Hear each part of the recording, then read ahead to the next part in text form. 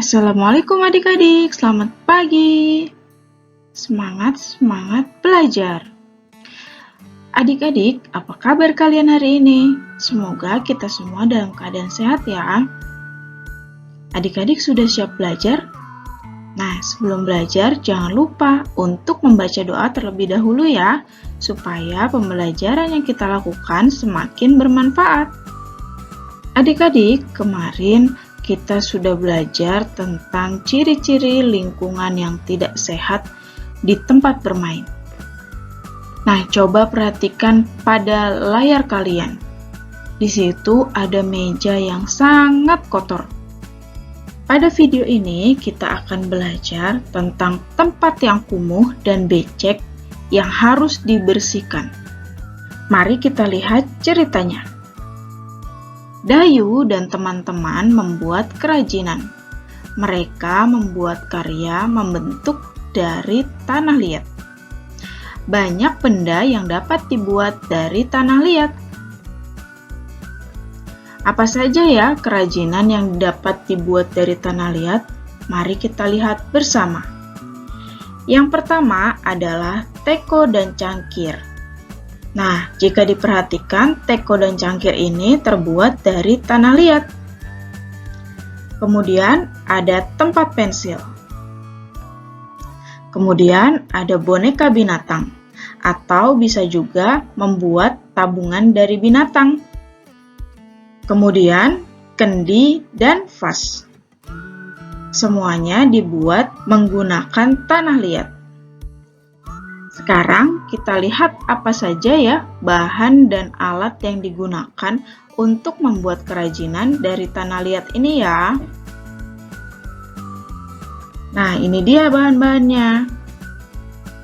Yang pertama tentu saja ada tanah liat. Kemudian ada alat pengaduk. Yang dijadikan alasnya adalah papan atau triplek. Kemudian kita juga membutuhkan air. Nah, adik-adik, itulah beberapa alat dan bahan yang digunakan untuk membuat kerajinan dari tanah liat. Mari kita cari tahu cara membuat kerajinan dari tanah liat ya. Yang pertama, siapkan tanah liat dan air secukupnya. Yang kedua, siapkan triplex atau papan kayu sebagai alas. Yang ketiga, siapkan gambar rancangan atau model. Kalian bayangkan dulu apa yang ingin kalian buat dari tanah liat. Atau jika kalian sudah memiliki contoh, kalian bisa meletakkannya agar kalian bisa mencontohnya. Yang keempat, tempatkan tanah liat di atas triplek atau papan kayu sedikit demi sedikit. Yang kelima, pijat-pijat bahan hingga mendekati bentuk yang diinginkan. Jadi cara membentuknya dengan dipijat-pijat ya adik-adik. Kemudian, tambahkan bahan jika kurang.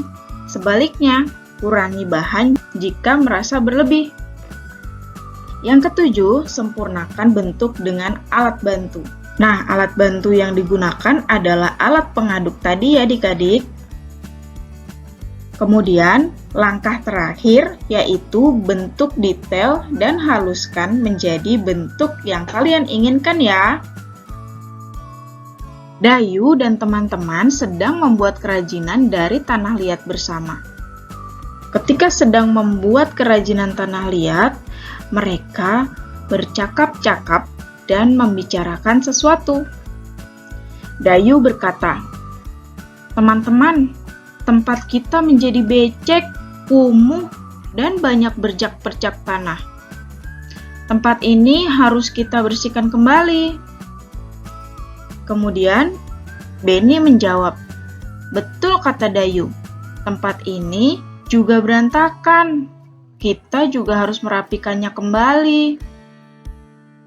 Nah, adik-adik, membuat kerajinan dari tanah liat dapat membuat lingkungan menjadi kotor. Setelah membuat kerajinan, lingkungan harus segera dibersihkan ya. Tempat yang kumuh dan becek harus dibersihkan. Tempat kumuh membuat lingkungan menjadi bau. Bau yang tidak enak akan membuat tempat tidak nyaman.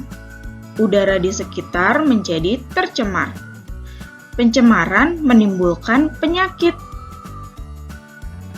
Tempat yang becek juga dapat membahayakan diri.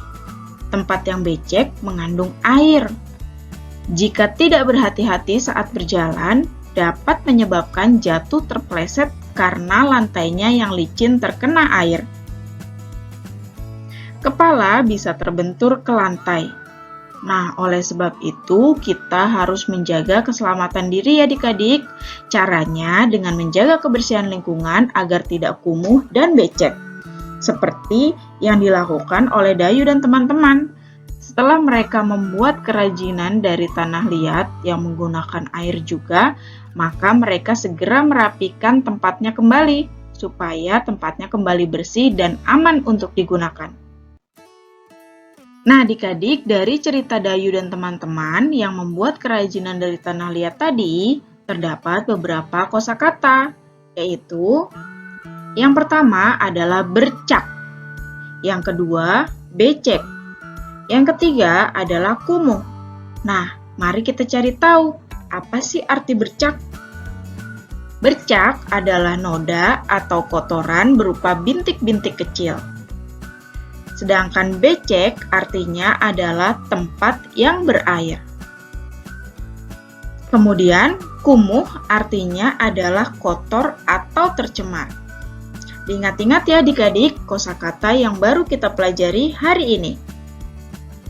Dayu dan teman-teman telah selesai membuat kerajinan dari tanah liat. Kerajinan Dayu berupa vas bunga. Vas bunga Dayu berbentuk prisma. Adik-adik sudah tahu bentuk prisma? Nah, ini dia bentuk prisma. Sama kan seperti vas yang dibuat oleh Dayu. Vasnya berbentuk prisma. Prisma merupakan contoh bangun ruang. Sebelumnya kita juga sudah mempelajari tentang bangun ruang. Nah, adik-adik, apakah kalian masih ingat dengan ruas-ruas garis pada bangun ruang? Mari kita tentukan ruas-ruas garis pada bangun ruang prisma ini ya. Masih ingat kan adik-adik cara menentukan ruas-ruas garisnya? Kita mulai dari yang paling bawah, kemudian sisi yang atas, dan dilanjutkan dengan sisi samping atau sisi depan belakang. Kita mulai dari sisi yang paling bawah dulu ya. Yang pertama adalah ruas garis AB. Kemudian ruas garis BC. Kemudian ruas garis AC atau CA.